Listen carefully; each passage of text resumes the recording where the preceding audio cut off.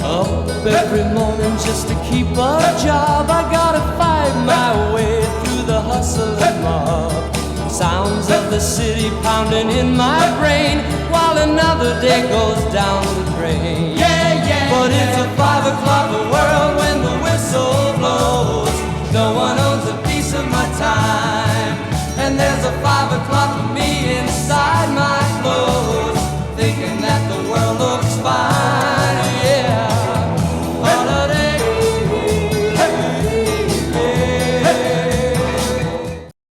Hola everyone, this is Chazegas with another round of social observations. I guess you can consider this a rant, but it's not in the typical style, and it's too long really to be a sort of top 10 list. So we'll just go with observations and run with that for now. My special guest for this is Beast Levy. Hi. Since I've been invading her channel quite so much lately, with her recording, she is returning the favor and running amok on my channel. So if you start seeing all sorts of sparkles and random things and Hakoki pictures all over the place, it's her fault. Don't blame me for everything. I mean, the boys can get into things, and it's not always my fault. I'm not their babysitter. But you want to be. You really Shut up! You're not supposed to know this. And I also asked Evie to be a part of this because she worked in the customer service industry, as I do. Little background, not a whole lot of specifics, but I am a sales associate for a major retailer, and very specifically, I work in women's shoes. Where do you work at normally that you've gotten your retail experience at? My retail experience has been in a grocery store, and I've worked in multiple departments. I've worked in the deli. I've worked in Chinese food. I worked in a position called bussing, which is basically like cleaning tables. It's not like a server; just you just clean the table off, make sure these. Yes, they are, particularly on kids' night. I was a bagger, and you could say I was a cashier because in the Chinese department I was taught how to cashier. So you pretty much did a lot of the different things, and so yes, and I've also dressed up as an animal on Saturdays for the little kitties. Which can be fun, but also can be annoying. Thank God I've never gotten roped into that, and I try to avoid it like the plague. I volunteered, actually. You have to have the personality for it. I don't have the personality for it. Being a sales associate is not an easy job, and isn't one any sane person with half a functioning brain ever wants to do. Ever. However, it's a paycheck, and it's a job that some of us do our best in just for that reason, because we don't want to end up back on the unemployment lines looking for work. Yeah. It is not a fun job. It's sure as hell not a career by any sense of the word. It may not be the worst, most strenuous, thankless job, but it's not an easy job when you've got customers with delusions of carte blanche or American Express black cards in their pockets, or having to deal with bosses who expect you to somehow increase sales, or you will see a cut in your hours and possibly lose your job later. Yeah, and you guys think that we just are doing it just because for the shits and giggles? Yeah. You know nothing. You know nothing. You know nothing. After speaking with several co-workers from different departments and friends who also work in retail, compiled this list of behavior sales associates in general I hate, but constantly get from customers. And I'm talking constant as on a near frickin' daily basis, sometimes several times a day. It's any wonder you don't hear about sales associates going postal more often, right, Evie? Yeah. Anyway, let's get on with it. It's in no particular order.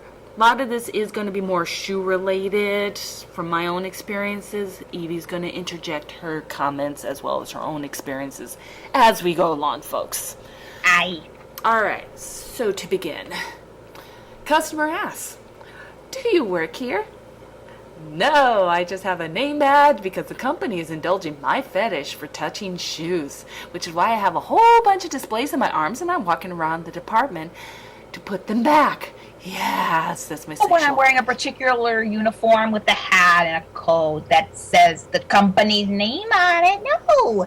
I could understand in some companies where you're allowed to wear normal clothes and you might not immediately see the name tag. I've asked before in like a Hallmark store, do you work here? Because I didn't know if this woman worked there or not. Because I, one, couldn't see her name tag and I couldn't see any, but it looked like she was working, so I just, I didn't want to look stupid. Right. Maybe this has happened to you. It's happened to me. I try not to go into Target when I'm wearing a red shirt. I truly try not to. If I'm wearing a red shirt that day and I need to go to Target, it's like, oh crap. And hopefully I'm wearing a sweater, because honestly, I've lost track of the number of times people are trying to come up to me and bitch at me, and it's like, I don't work here. There were moments, though, I was grateful for asking the question, because one time I asked a gentleman in Target, like, do you work here? And he said, no. And it's like, oh, well, good. I didn't know. I don't want to look stupid. I have too big an ego. It's too fragile. I don't want it breaking into millions of pieces. Exactly. All right, so if you would do the next one, please. Aye. The customer asks, is there anyone else who works here? No! I'm the only body in all of these thousands of square feet of display floor. Even if I'm the only one in the department, deal with it. I don't make the schedules. Which is so true. I got that today even, and they're like, oh, they need to have another person here. Well, no shit, Sherlock. But you know what? That's the way the hours are budgeted.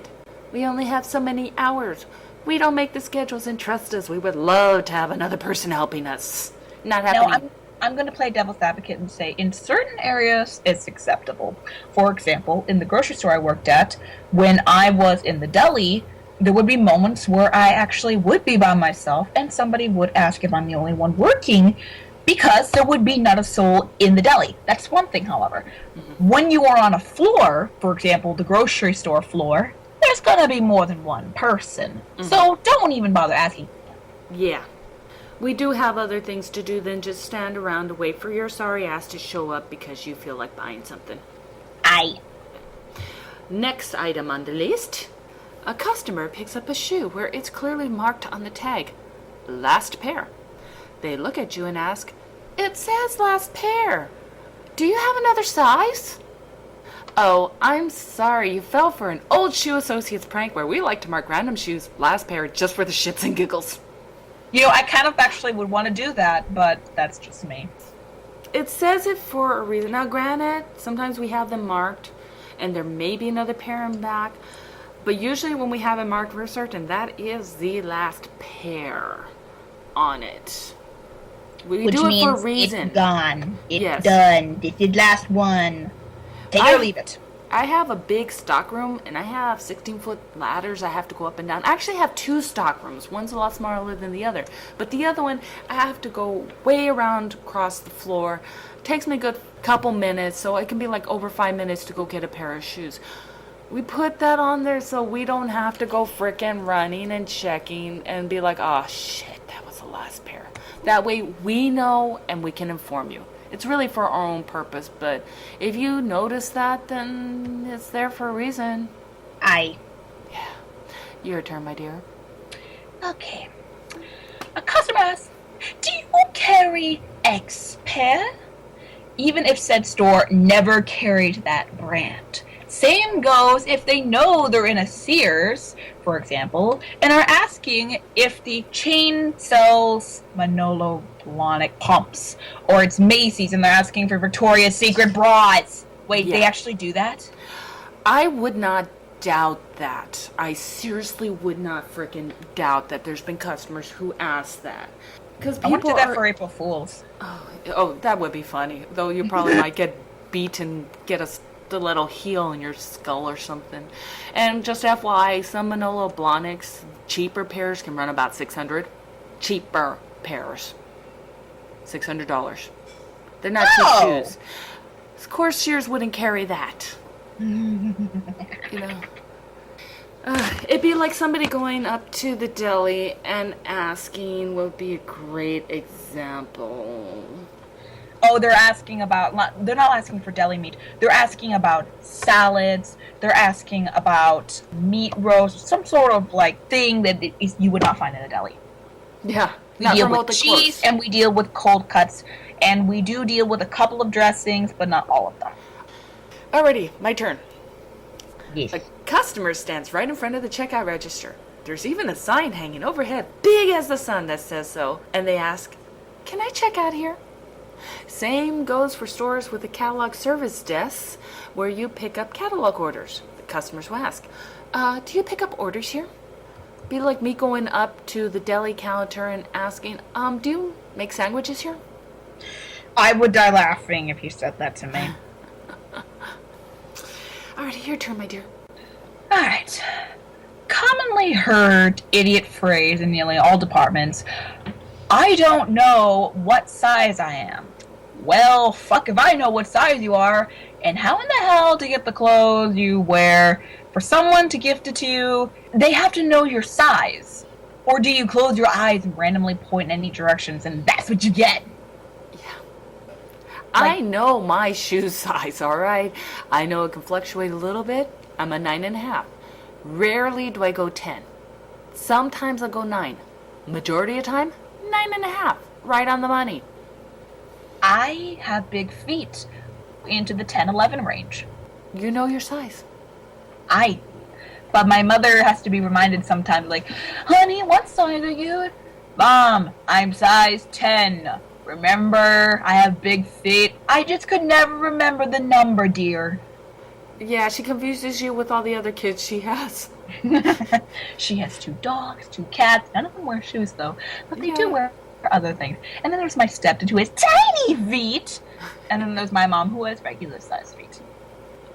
But yes, how can you go into a department store and be like, I don't know. Some of them, these granted, are old ladies that really don't buy shoes all that often. I will give it that much. I am talking about younger women who should frickin' know better. And I know it kind of depends on the shoe, but really there's not much of a variation. You will really only go up a size or down a size. You really will not go up 2 or 3 sizes. Alright, my turn. A customer literally has 6 or more different shoes in hand and says, "Bring me a 7, 7.5, and 8 in these." You bring them out, and if you're lucky, they won't give you attitude if you happen to not have some of the sizes. And despite the fact you literally ran all over the damn stockroom, up and down those frickin' ladders, the idiot doesn't buy a single one. Not only that, but they'll mix up the sizes, but they'll also mix up the brands in different boxes. And they don't even bother saying thank you.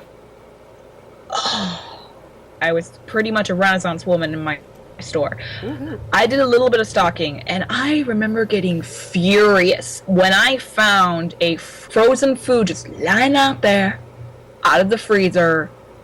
I had to grab that item, walk it over to customer service, and say, "I found this," and they have to then take it from me, mark it down, and then throw it away. It's one thing if you find, say, a box of cereal out of place. It's not frozen food. You can just pick it up, put it back where it belongs. It's annoying enough, but it's really annoying. I mean, really, really, really annoying when you find something that's frozen or cold, because then you have to throw it away because you don't know how long it's been out there. What's even worse is when I worked in the deli, or in Chinese department also, same thing.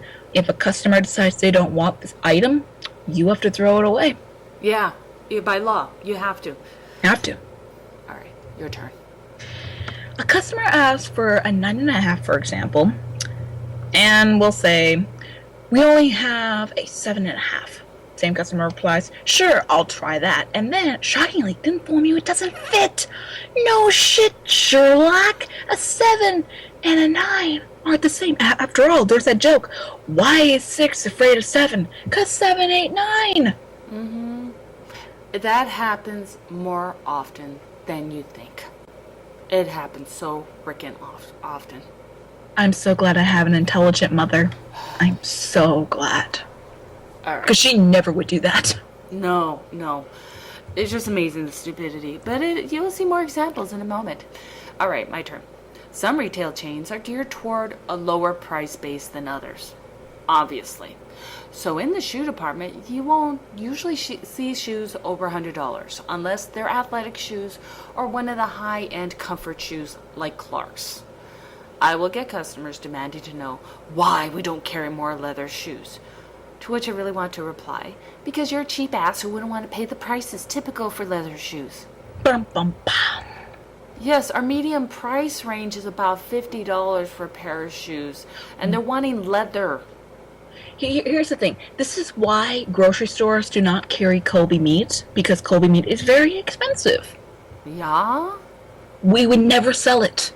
There are some items that we just do not carry because it is either not purchased enough or it's clearly out of the price range of the majority of the people. Mm-hmm. Exactly.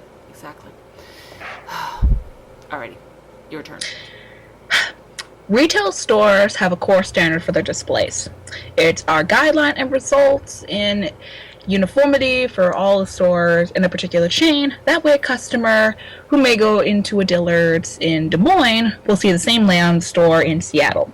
This is also based on a lot on psychology. Mm-hmm. In some departments, like shoes, only a sample is displayed, so it can stand to reason that there is likely more of said product in the back. However, it's incredibly stupid for a customer to ask, are these the only sizes you have, or where can I find more sizes? Now, I'm going to play the devil's advocate when I say that if the shelf is mostly empty, yeah, I could say that, maybe I should ask.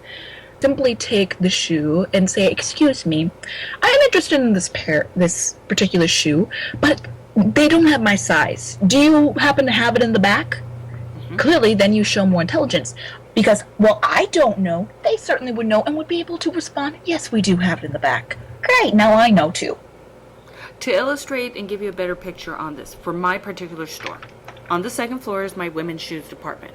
Now, for our floor plan, we have glass walls on the shelves where we have the shoes displayed. We also have multiple tables throughout the floor, about 13 or so, all box stock in the back. The only time we have boxes on the floor, currently, for example, we are exiting boot season, and we have what's gone on clearance, what we're trying to get rid of, stacked out on tables in another little section. But majority of the year doesn't even exist. All the boxes, again, in the back. So you have to go up and ask. The only exception is our clearance racks. It's kind of like Payless. It's by size. You can get the box and all that. You pick from your sizes, whatever's there. That's what's out, majority of the time. Now, going down to the men's shoe department, though, they don't have as many tables, and they do have wall displays. They have the stacks where you go in the cubby holes, very much like Kohl's. They have all the sizes. The shoes are in the boxes. They're right there. Right. And you can pull it, try them on, whatever, sort of self-serve. They do have it. So in that, what you're describing, yes, absolutely true. But that only applies to the men's shoe department. In this case, it's the women's shoe department. So clearly, if all we have are tables and clearance is separate, we don't keep the clearance stuff on the regular tables, then you have to ask for the shoe. Thinking. A customer comes in, holding a package containing multiples of an item, like socks, and asks, can I open a package to see if I like it? Chances are good you're not going to like it, and if you encountered a package that's obviously been opened, you are definitely not going to buy it. Mm-hmm. Or you're going to be one of those cheap asses who will try angling for more of a discount because the package is damaged. The icing on the cake is, despite the customer asking if they can open the package and you say no, they do it anyway and leave the shit anywhere they please. This is one time when I was a bagger. This little girl had already ripped open this bag of marshmallows and was eating it. Mm-hmm. Now, I'm so grateful that the mother didn't say anything, and we actually had to hold off on taking the marshmallows away from the little girl, because the moment we did, she got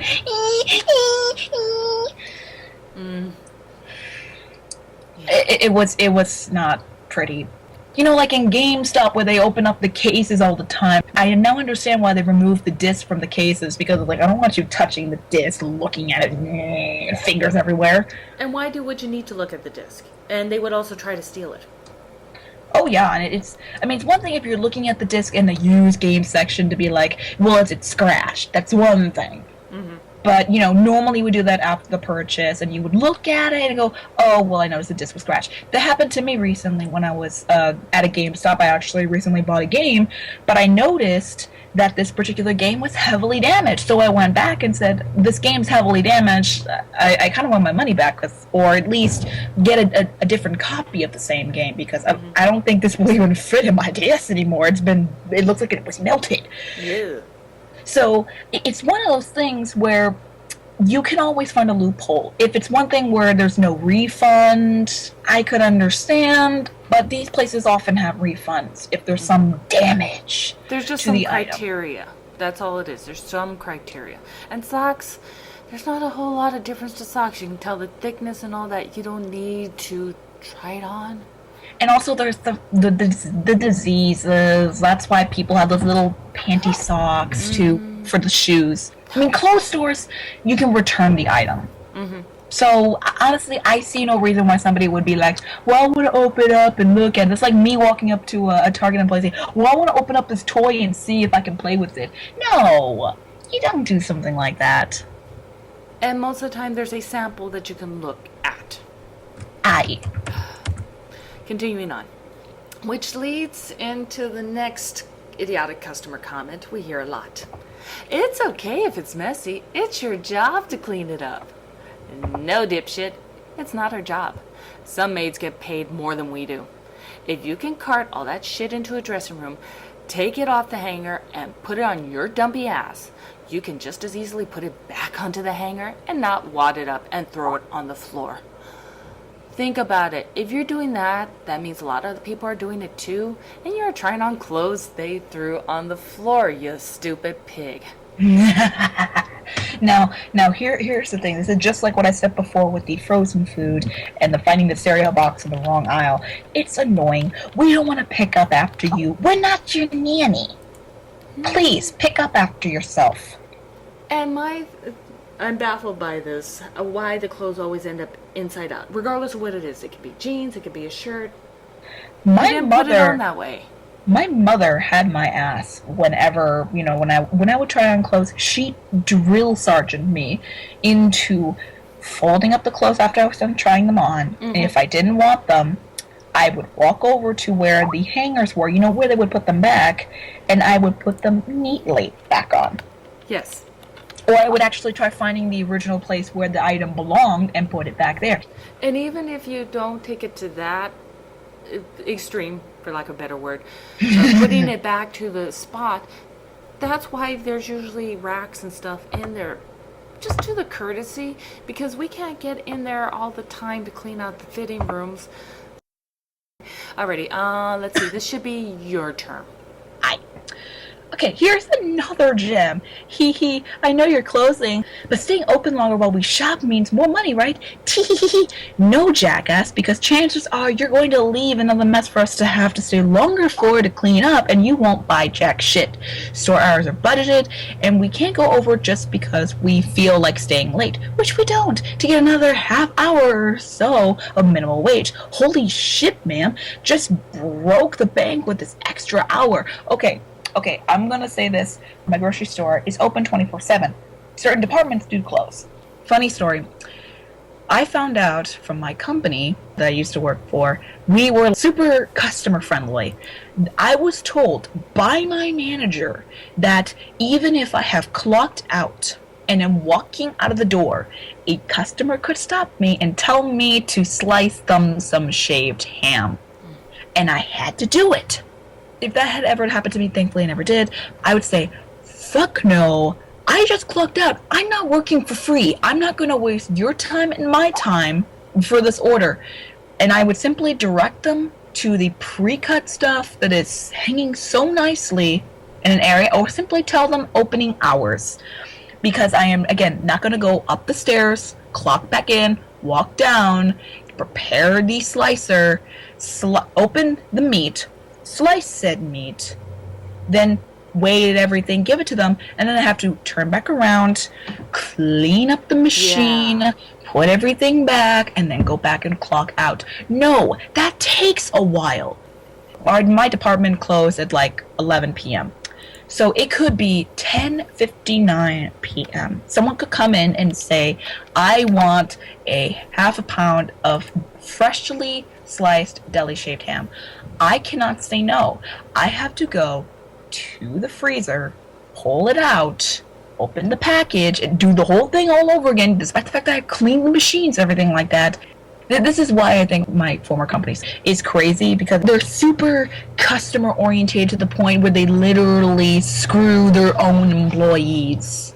See, and that's not right. You know a place is closing at a certain time. No, we do not want to stay longer. We've been dealing with fuckers like you all the goddamn day. You know, whether it's a 6-hour shift, 4-hour shift, whatever. We want to go home. We would like to see our families. We would like to know what our homes look like.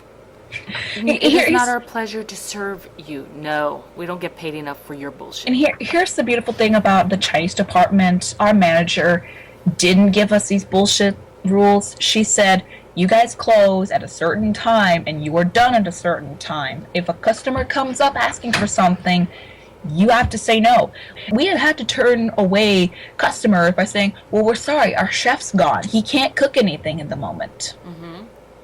We can't cook. We're not supposed to cook. The chef left. Sorry, you missed the boat. Yeah. It's all about the regulations law. You cannot ignore those OSHA requirements just because. If the chef is the only one authorized to do the cooking, no. Let's see, my turn. Customer asking for a particular item. You don't have it, but you go through the trouble of showing them something very similar, sometimes even cheaper, and they reject it because it's not exactly what they asked for. Now, I'm going to just play devil's advocate real quick. I like playing devil's advocate.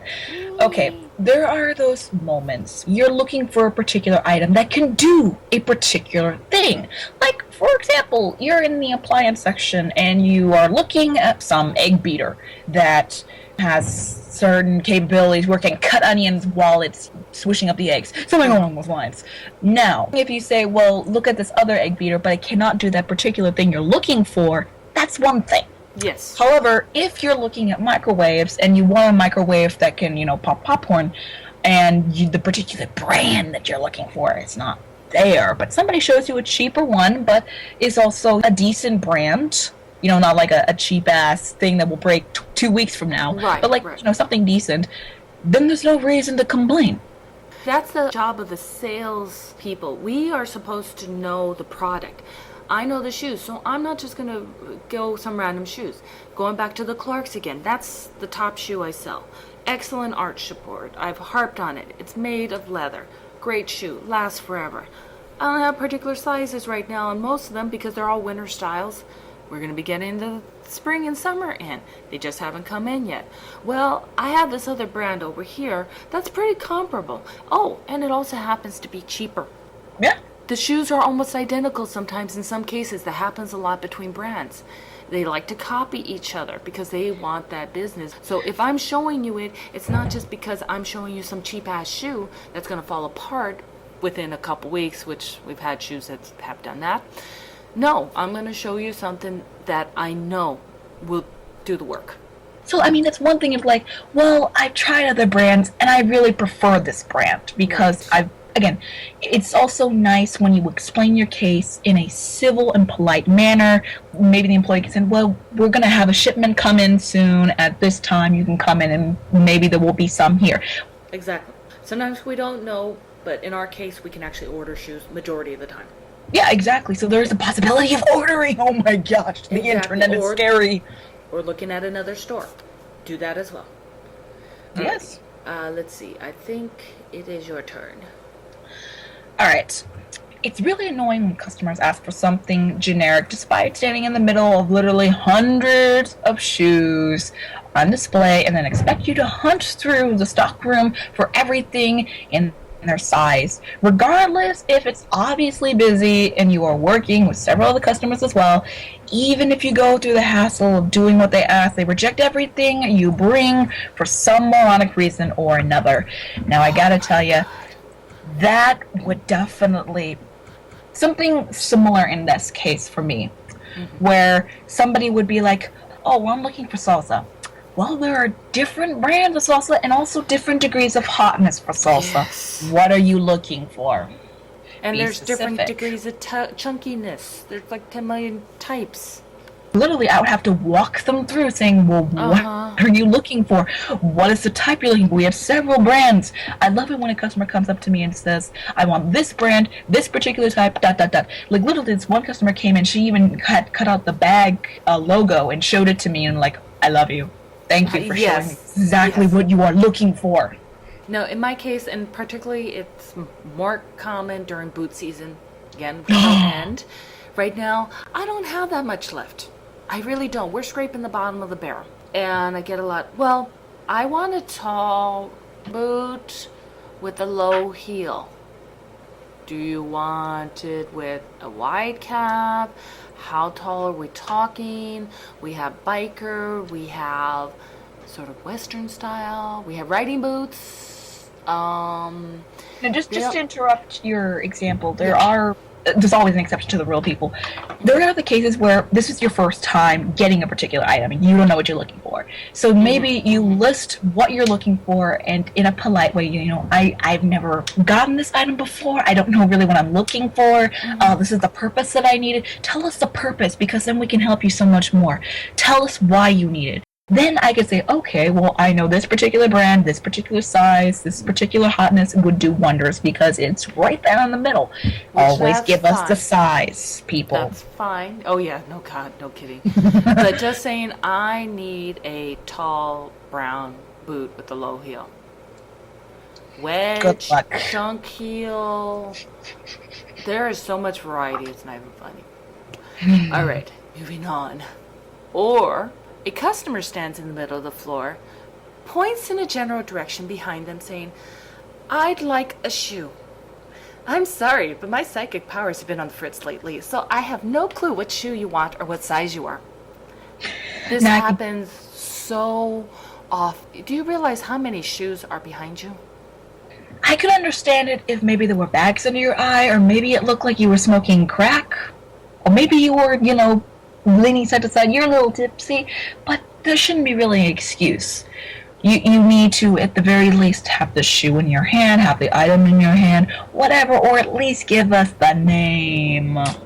And some of the ones doing this act like they couldn't pick up the shoe, and I'm like, I'm sorry, I know you were freaking molesting those shoes over there. I know you were touching them, okay? Hence why the particular shoe you wanted is pointing the opposite direction. Yeah, that doesn't tell me anything. Yes, you'd like a shoe. Great, you're in the right department for it. And details.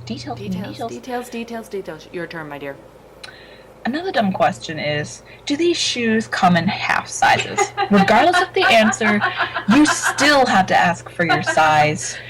So get straight to the damn point. Okay, You've mentioned this before several times. We're asking for the size. We want to hear specific details. We want to hear the size. We want to hear the degree of hotness you want your salsa in. Mm-hmm. Do you want it chunky? Do you want it smooth? What do you want? Do you want it more tomatoey? Yeah. Do you want it green? Do you want it red? Lots of options. And do you want this with a crab ragout, or do you want this with an egg roll? Tell us, people. We do not read the minds. We are not from the movie Akira, where we can just go, I can read your mind. Psychic powers. Okay, my turn. Or they'll ask, do these shoes come in any other color than what's on display? Seriously, people, core standards. If we have it, we have to display it, or we can't sell it. And profit is lost on items that don't sell.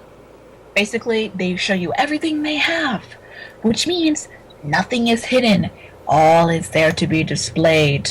So, if it is not there, it most likely does not exist. Or it's out. Now, granted, there are times it's happened where I thought a particular color was out. In fact, happened today, and it turned out I found it in a 5.5. We do goof on every so often. We're human. Yes, but other than that, no, if it's out, it be out. Customers who prance around and act like superstars. Sorry. Where Lady Gaga might look cool strutting around in the aviators, you look like an idiot wearing them indoors. Didn't know fluorescent lights were that blinding, and you still look like a cheap hoe. I can tell you this. Worked in a grocery store, and I saw those customers strutting their stuff, and it's like, please pull up your pants, sir. You are not a gangster. You will never be a gangster. We can see right through you. You aren't even remotely close. Seriously. Like you are the girls, not as cool as you think you are. Oh yeah, and like, or the girls who have those, even the employees would do this sometimes. And it's like, some of these girls don't button it up completely. So it's like, the cleavage. It's like, you have boobies. That's wonderful. You have more than one. That's even more wonderful. But guess what? Not everyone wants to see it. Really, we do not want to see. We do not want to see your ass crack. Trust me, we do not want to see your nipples, okay? Okay, There's certain I need... situations where it's appropriate, where maybe, especially some guys will want to see nipples, but you know what, if you're ringing out of the grocery store, no, there's something about the atmosphere that kills that feeling. I need to tell the story because this happened to my mother. I wish I had seen it, but it happened in a grocery store where this one chick was bending over and her butt crack was displayed for all to see. And my mother was like, oh my goodness. I actually had that with my shoes. I did. And she wasn't a skinny, svelte thing, let me put it that way. And I was just scarring. Neither was this chick. It was Dunlap, meaning her stomach Dunlap over her belt. The Dunlap syndrome. Dunlap over their belt. Dunlap. But even if she had a nice body, no, I don't want to see it. I'm sorry, I do not swing that way. Maybe Ponder's Crockett might want to see it. But I'm sure if she's shopping for hamburger meat, she's not going to want to come across that. I'm sorry. Pretty sure she won't. Regardless of where you are. Again, time and place. TOG might. If you're like in a club, a party, whatever, yes, you want to see that stuff. You're like, oh, look, boobage. Ooh, look at that ass on that.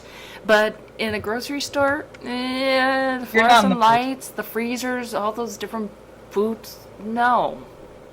No. Unless you're near the bananas, and then that's another story entirely. And the coconuts.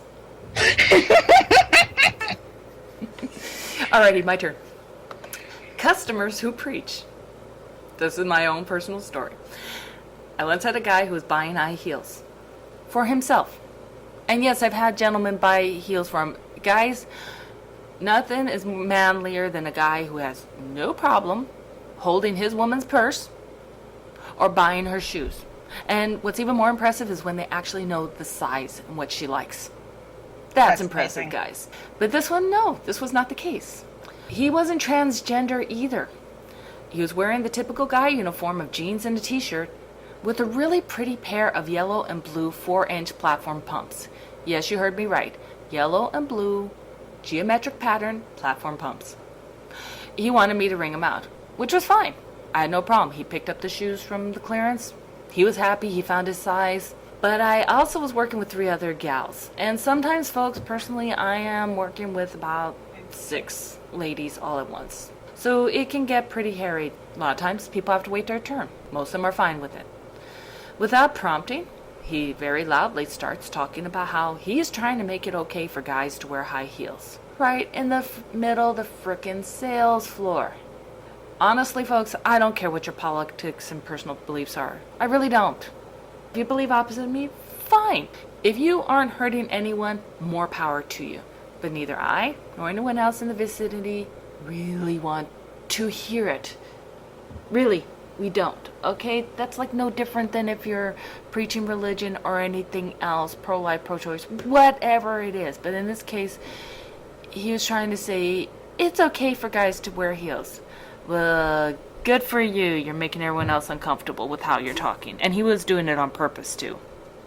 You know, sometimes I wonder with certain people, like, for example, they might say, oh, well, I'm buying this for my wife or whatever. It's like, we don't need to know. I'm pretty sure we can all assume that you're not homosexual or transgender by looking at you, and some people don't even care.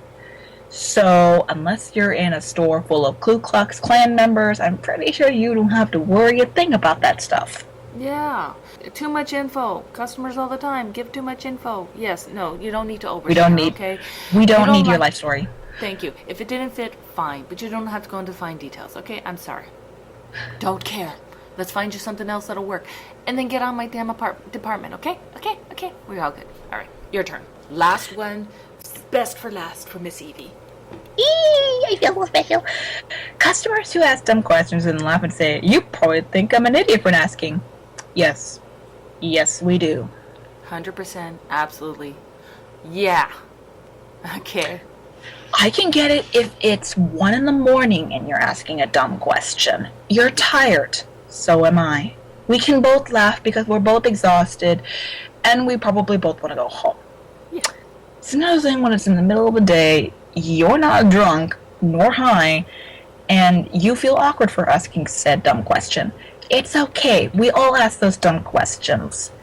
Don't voice the thing that we all know is true. I've said it a couple times when I was younger where I'd say, I don't mean to sound stupid, but I don't know about this. Just ask the question. I mean, that's the way I feel about it. There are no wrong questions. You are not going to know the answer unless somebody tells you on it. And genuinely, you don't know. There's still a lot of things about the internet I'm greatly ignorant about. I did not grow up with it. It came later, about my high school years, and even then, internet was a totally new thing. So there's still a lot of things I'm learning about it. Likewise with me. I mean, the commentary community. I'm still learning crap. I mean, it might be a dumb question to a regular, but to a newbie, you know? Yeah, we don't know. But to just say, oh, you probably think I'm an idiot. Yeah, you say a statement like that. Yes, we do. At the end of the day, we've been dealing with people like you all day. Yeah. I think majority of sales associates are misanthropes. They hate everybody. Or masochists who just simply, like feeling pain every day. Yeah. Well, I don't fall into masochists. I'm just a misanthrope. I hate everybody equally. Alright, folks. That pretty much does it. I will be making a reverse video about things customers hate about sales associates, as there's always two sides of every coin. I will be doing this. Probably will rope Miss Evie again for that one. And as I stated before, there was no way in hell I could pare this down to a top 10 list when there are so many wonderful things to include. This is what it is. And I had fun putting it together. Thank you, Miss Evie, for joining me on this. Well, it's always a pleasure working with you, Chop, because we come up with some of the dirtiest little things in the world. Alrighty, folks. So, thank you for joining us, and adios. Bye-bye. Trading my time for the pay I get, living on